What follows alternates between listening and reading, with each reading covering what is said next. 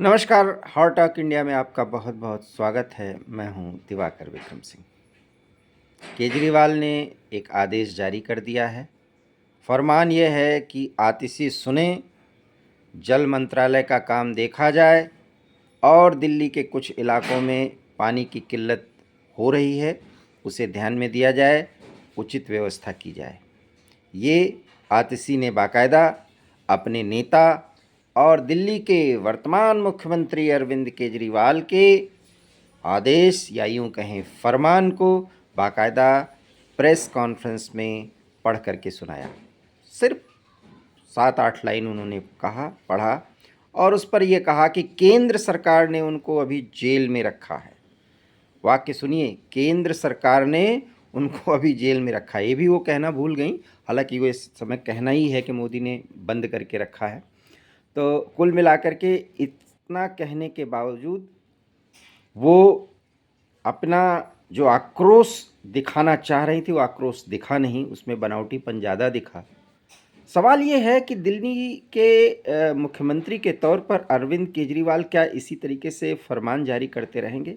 जी हाँ, 28 तारीख तक वो ये शो करेंगे कि वो 1 मिनट भी चैन से नहीं बैठ रहे हैं और दिल्ली की जनता के हितों के संदर्भ में वो बराबर निर्णय ले रहे हैं, क्योंकि जब तक ये नहीं करेंगे, और ये करना भी चाहिए, ये प्रोपेगेंडा चूँकि इस समय राजनीति में ज़रूरत है उनकी, वो कर रहे हैं।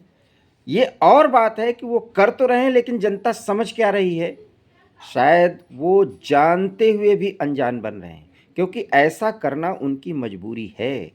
क्योंकि आम आदमी पार्टी के सामने अब बहुत बड़ी समस्या आ खड़ी हुई है।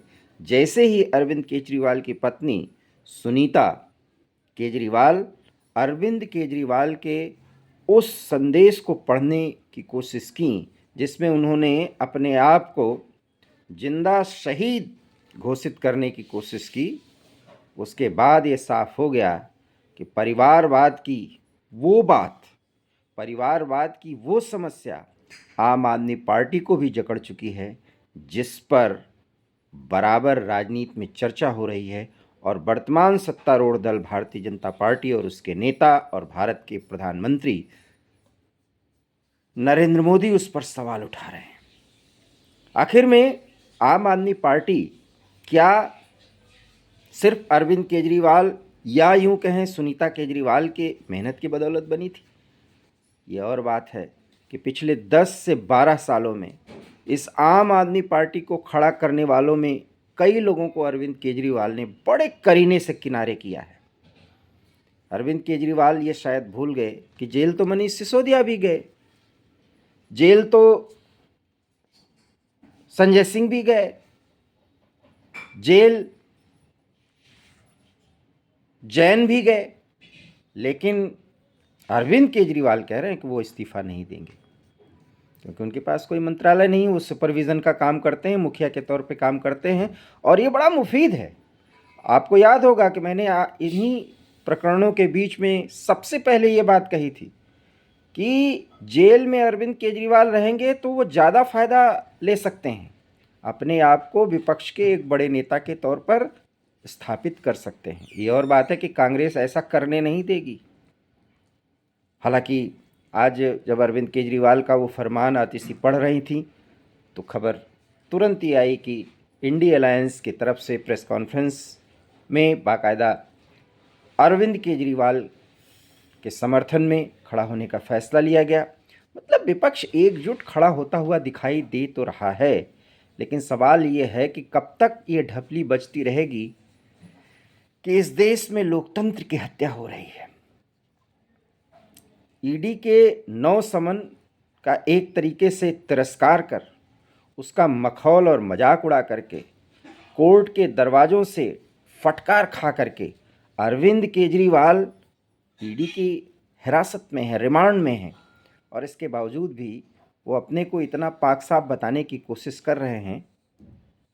लग तो यही रहा है कि जनता को, जैसे कि हर पार्टी, एक पार्टी नहीं, हर पार्टी जनता को जितना मूर्ख समझती है वो उससे भी ज़्यादा मूर्ख समझने की बहुत बड़ी गलती कर रहे हैं, क्योंकि ये चुनाव का मौसम है और चुनाव के इस माहौल में अरविंद केजरीवाल को पता चल जाएगा कि कितनी सिंपैथी उन्हें मिलने जा रही है। ये बात नोट करके रखिएगा। जिस सिंपैथी का खेल वो और उनके पार्टी के नेता और संगठन करने की कोशिश कर रही है, तमाम आरोप लगा रही है, उन आरोपों का जवाब जनता ज़रूर देने जा रही है। क्योंकि अब तो 28 तक ये पता चल जाएगा कि जब के कविता और अरविंद केजरीवाल का आमना सामना हुआ तो कितना एक दोनों ने अपने आप को बचाने के लिए एक दूसरे को जम करके फंसाने की कोशिश की। बहुत बड़े बड़े अभी राज खुलेंगे, लेकिन ये बात आपके मन में सवाल उठ रहा होगा कि अब क्या होगा। देखिए, आने वाले समय में रिमांड मांगी जाएगी। अरविंद केजरीवाल इतने घाघ इंसान हैं कि वो जल्दी सवालों का जवाब नहीं दे पाएंगे। रिमांड बढ़ाए जाने की अभी फिर ईडी कोर्ट से दरख्वास्त करेगी और पूरा पूरा भरोसा है कि एविडेंस को वो नष्ट कर सकते हैं। अगर बाहर आएंगे तो ED court, Rouse Avenue court बाकायदा उनको फिर रिमांड पर दे सकती है। और अगर वो छूटते हैं तो फिर चुनाव मैदान में एक से एक जहर उगलेंगे। भाजपा को इसका सामना करना पड़ेगा, इसका जवाब देना पड़ेगा। लेकिन इतना ज़रूर है कि अरविंद केजरीवाल दूध के धुले हैं।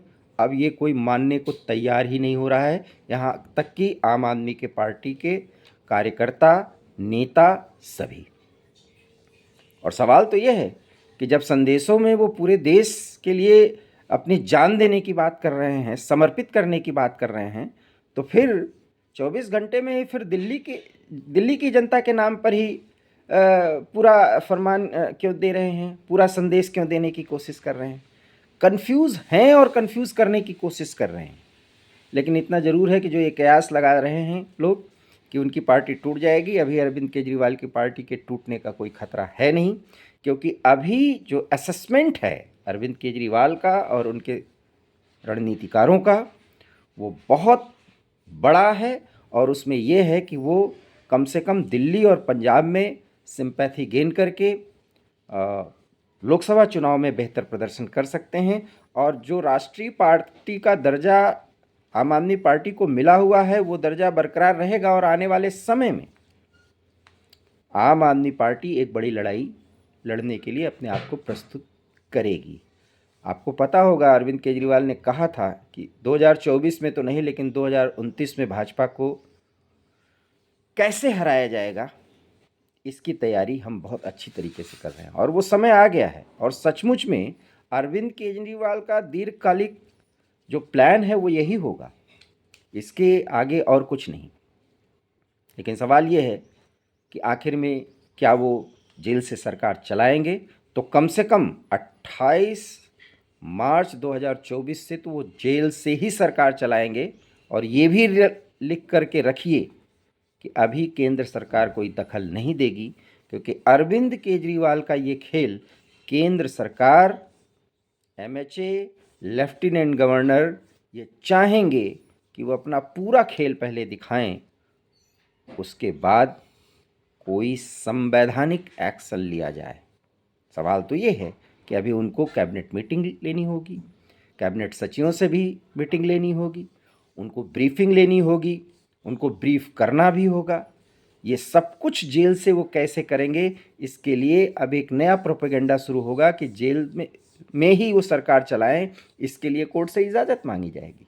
उनके लिए कोई ऐसी जगह की व्यवस्था करने को कहा जाएगा जहां वो हिरासत में तो रहें, वो रिमांड पर तो रहें, लेकिन थोड़ा वो स्वतंत्रता महसूस कर सकें। और ये सब कुछ होने वाला नहीं है।